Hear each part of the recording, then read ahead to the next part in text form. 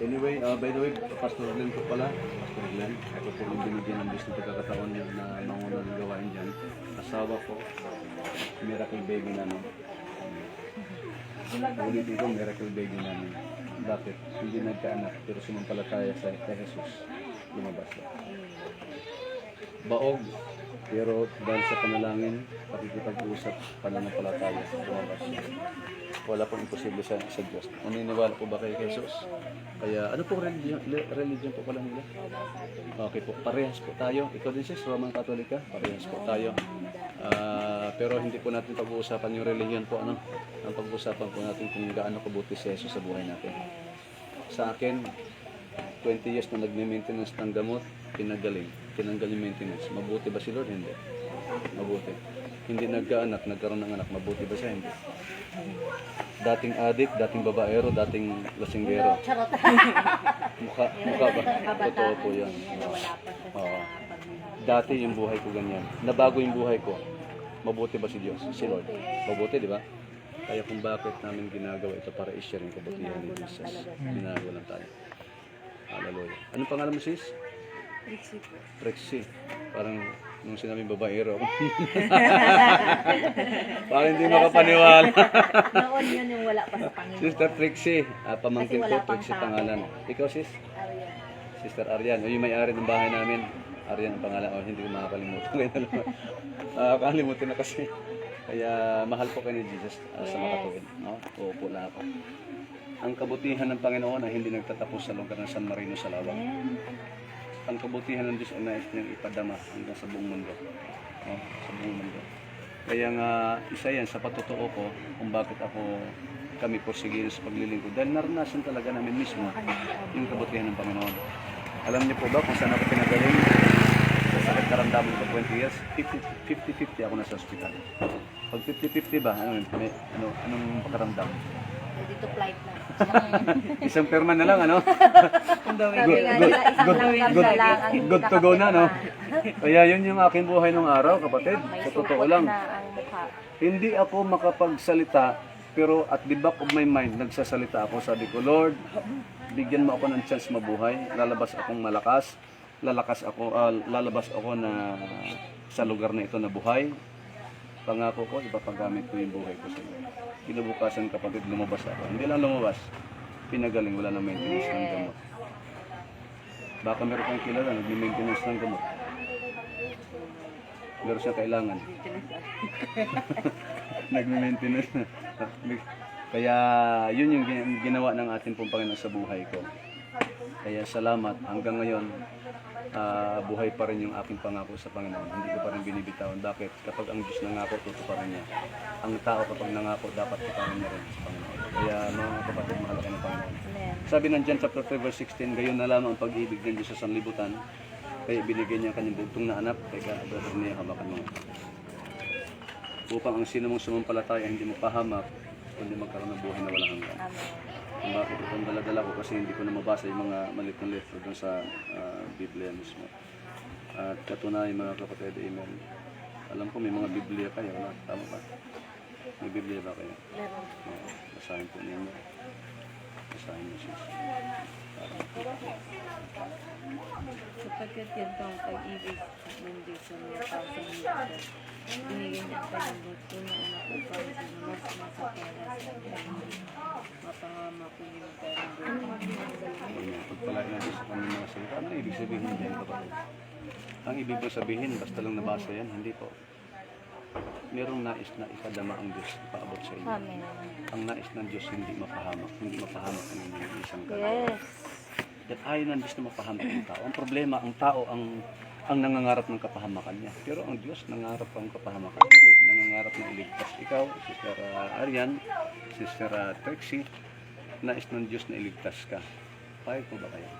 Opo. Nangangarap po ba kayong magkaroon kayo ng tagumpay isang araw? Yes, opo. At alam ko, walang ibang magbibigay ng tagumpay. Hindi kayo, hindi si Lord. Amen. At alam ko, nagpipray kayo. Alam niyo ba yung panalangin ninyo, tinutugunan ng Panginoon? Ang Diyos ay gumagawa ng instrumento, sitwasyon para maalala na mayroong Diyos na gumagawa ng paraan tumutulong sa panalangin. At maaring kami po ang ginamit ng Diyos sa inyong buhay para paalalahanan kayo. Ano man yung bagay na hinihiling ninyo sa Panginoon, sumampalataya ka sa Kanya, ibibigay ng Diyos. Hindi mapahamak. Ang sino mong sumampalataya sa Kanya ay hindi mapahamak, kundi magkaroon ng buhay na walang hanggan. Sabi niya sa Roma chapter 10 verse 9, sabi 10:11, sabi niya, walang mabibigong sumasampalataya. So kung gusto niyo talaga maranasan yung tagumpay na matagal niyong inaasam-asam, kapatid, kailangan niyo sumampalataya kay Jesus. Hindi ba yung husay mo, hindi yung husay ninyo, hindi husay natin, kundi sa kapangyarihan po ng ating Panginoon. Nais niyo bang maranasan ang kapangyarihan ni Jesus?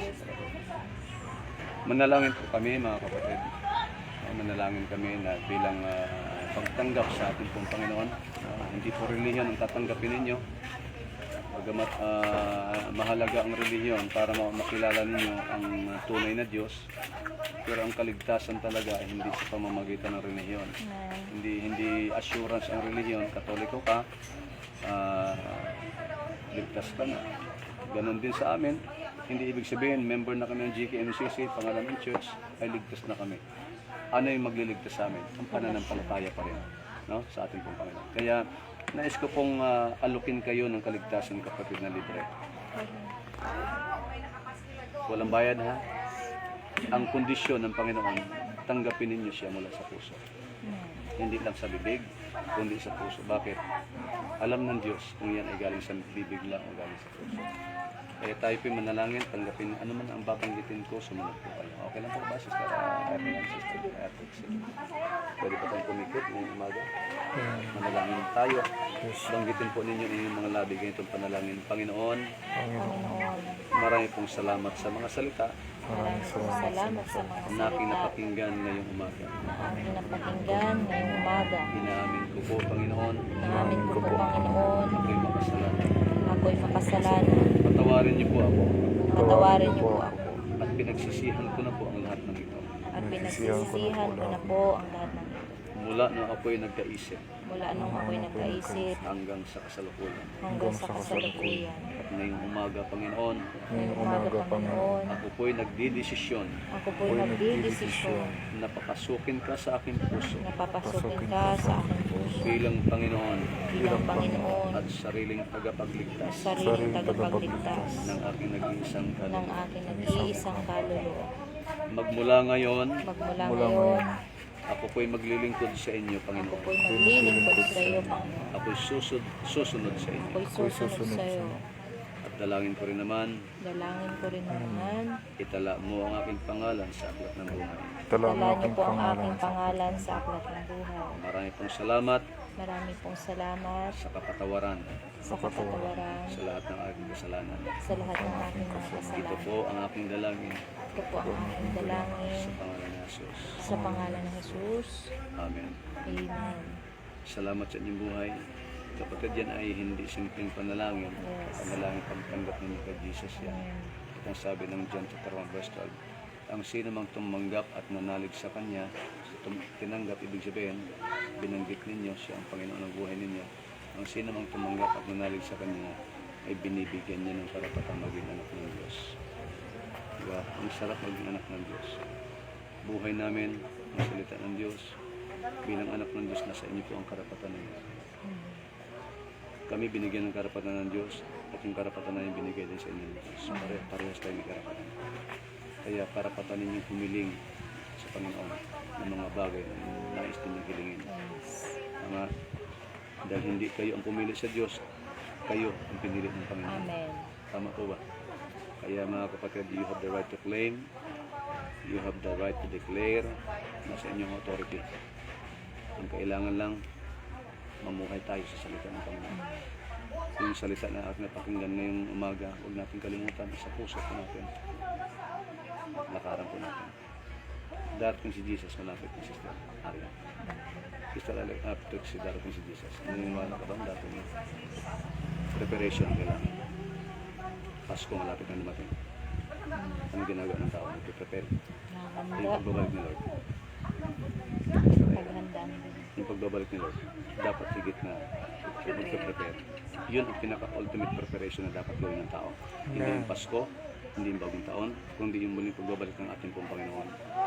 Maging kamatayan. Dahil hindi natin alam kung buhay pa tayo bukas. Yes. Amen. Kaya salamat na marami. Panalangin ako. Lord, salamat na marami sa Thank you, buhay. Lord. Yes, Jesus. Salamat Anong po, kapatid na Lord. ito na tumanggap sa iyo. Yes, Pagkalaan mo Lord. siya, ingatan. Yes, Jesus. At ano man yung kanyang mga panalangin, pagkaloob niyo po, dakilang mga higit sa lahat. Yes, Dakilang Diyos, ang mga espiritual na pagpapala ay idaloy mo sa kanyang buhay kasama ang kanyang buong pamilya. Hindi Yes, Lord. mawawala ng kabuluhan. Panginoon, ang pagkakilala at pagtanggap niya sa iyo ngayong umaga, dakilang Diyos. Meron ka layunin. Gusto yung muling Ang layunin pagbabalik ito, dakilang Diyos. Hallelujah. ay Magaganap maranasan nila, at Panginoon, magaganap. ang iyong habag, biyaya at awa na Palain mo siya. Ingatan, patuloy protektahan mo sa anong iligtas sila, masama. Panginoon, sa lahat ng kapamakan. Magandang buhay ni Kasama Sister ang Arian, kanyang Panginoon, pamilya, pagpalain Yes, mo siya. Lord. mga magulang, Ingatan, kapatid, anak, tulungan, ano man yung kanyang mga panalangin, dakilang Diyos, pakinggan mo po siya. lahat ng kanilang desire. Hayaan niyo po na magpakilala pa sa kanyang buhay that you are God of miracle, tumutugon sa lahat ng panalangin na dakilang Diyos. Iingatan mo sila ngayon, magpakailan pa man, kasama ka ng buong pamilya. Kagalakan, pag-ibig, pagkakaisa, pagmamahalan, Panginoon, kaya pa ang kagalakan dakilang Diyos, lahat ay maranasan nila. At patunayan mo po, Panginoon, sa kanilang buhay na ikaw ay Diyos na makatarungan, Diyos na tumutugon sa panalangin ng bawat isa. Salamat po, Ama na marami. Panginoon, pinagkatiwala ko na po sa iyo ang kaniyang buhay, kasama ang buhay ng kapatid ng ito, ang ating silang lahat, pagpalakan kasama ang kanilang mga isang bayan. Purihin ka at takilain, in Jesus' name, Lord. Amen. Amen. Salamat po, kapatid. Alam ko may purpose ang Panginoon.